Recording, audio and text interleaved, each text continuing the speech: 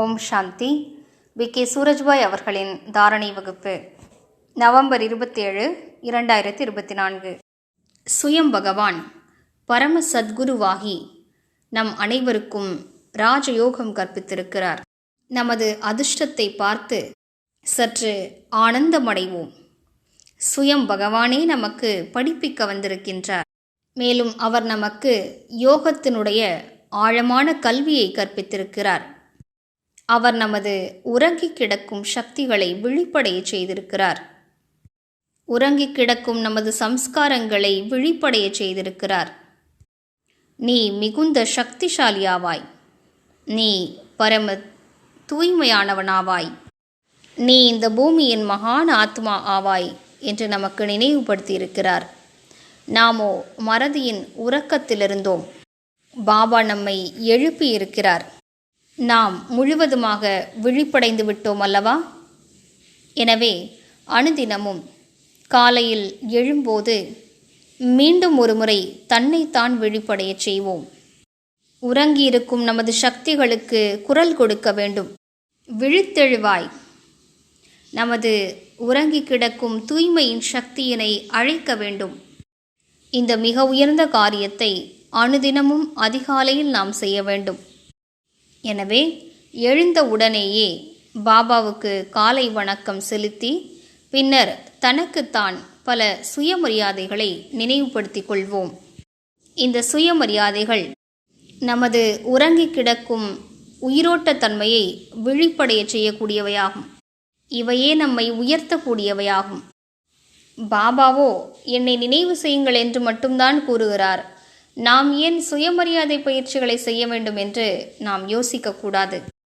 யோகத்தால் நமது விகர்மங்கள் விநாசமாகும் மற்றும் சுயமரியாதை பயிற்சிகளால் நாம் குணங்கள் சக்திகளால் நிறைந்த நிலையை அடைகிறோம். வெறும் தந்தையிடம் புத்தியோகத்தை செலுத்துவதால், நல்ல யோக பயிற்சி செய்வதால் நல்ல அனுபவங்கள் ஏற்படும். அதில் ஏதும் சந்தேகம் இல்லை. ஆனால் பலவிதமான அனுபவங்கள் கிடைக்காது. நமக்கோ பலவிதமான அனுபவங்கள் தேவைப்படுகின்றன. நமது தேவ சொரூபத்தை நினைவு செய்வோமானால் தெய்வீக தன்மையின் அனுபவம் ஏற்படும். மிகுந்த ஆனந்தம் கிடைக்கும். நமது சுகத்தின் நாட்கள் வந்து கொண்டிருக்கின்றன என்ற உணர்வு தோன்றும்.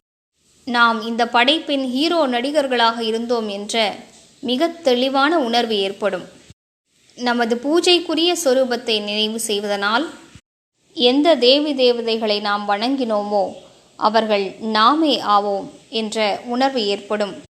அந்த பூஜைக்குரிய சொரூபம் எத்தனை உயர்ந்தது!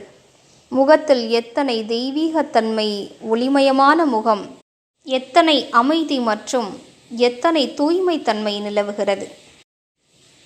இது நானே ஆவேன் என்ற உணர்வு ஏற்படும். அந்த ஆன்மீக போதை ஏறிக்கொண்டே செல்லும். இந்த விஷயத்தை தான் பக்தர்கள் சோஹம், ததத்துவம் என்றெல்லாம் பக்தி மார்க்கத்தில் நினைவு செய்கிறார்கள். ஆனால் அவர்கள் செய்த தவறு என்னவென்றால், நாம் தேவதைகள் என்பதற்கு மாறாக நானே கடவுள் என்று அவர்கள் நினைக்க தொடங்கிவிட்டார்கள்.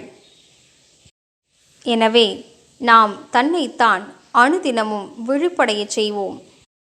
நமது உயர்ந்த தன்மைகளை சுயத்திற்கே நினைவுபடுத்திக் கொள்வோம்.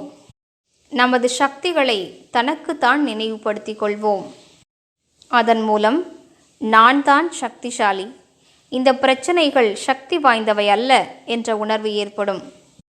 நாமே பெரியவர்கள், இந்த விஷயங்கள் பிரச்சனைகள் எல்லாம் மிகச் சிறியவை என்ற உணர்வு ஏற்படும். எனவே இன்று முழு நாளும் தன்னைத்தான் விழிப்படைந்த நிலையில் வைப்போம். மறதியின் தூக்கத்தில் உறங்கிக் கொண்டே இருக்கக்கூடாது. மேலும் நினைவுபடுத்திக் கொள்வோம், எனது 84 பிறவிகளின் விளையாட்டு முடிவடைகிறது. சுயம் பகவான் என்னை வீட்டிற்கு அழைத்து செல்ல வந்திருக்கிறார். அனைத்தையும் விட்டுவிட்டு நான் வீட்டிற்கு திரும்பிச் செல்ல வேண்டும். எனவே பயிற்சி செய்வோம். இந்த உடலை விட்டுவிட்டு ஆத்மாவாகிய நான் எனது தாமத்தை நோக்கி பறந்து செல்கின்றேன். மெல்ல மெல்ல நான் பறந்து செல்கின்றேன். எனது தாமத்தை அடைந்து விட்டேன். இதுவே எனது வீடாகும்.